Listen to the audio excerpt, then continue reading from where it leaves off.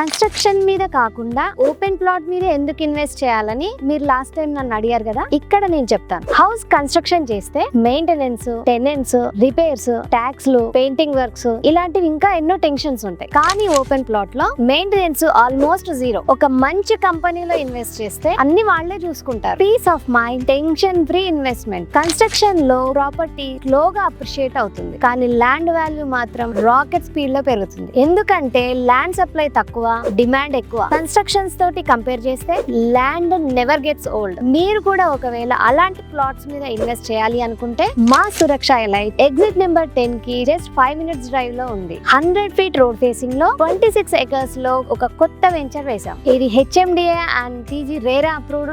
90% developments complete అయ్యాయి. Bank loan facilities కూడా ఇస్తున్నాం. కావాలంటే ఇమ్మీడియట్ కన్స్ట్రక్షన్స్ కూడా చేసుకోవచ్చు. ఈ వెంచర్ గురించి మరిన్ని వివరాలు తెలుసుకోవాలనుకుంటే కింద ఫుల్ లెంత్ వీడియో చేసాము, ఆ లింక్ క్లిక్ చేసి వాచ్ చేయండి, లేదా కింద స్క్రోల్ అవుతున్న నా నెంబర్ కి కాంటాక్ట్ చేయండి.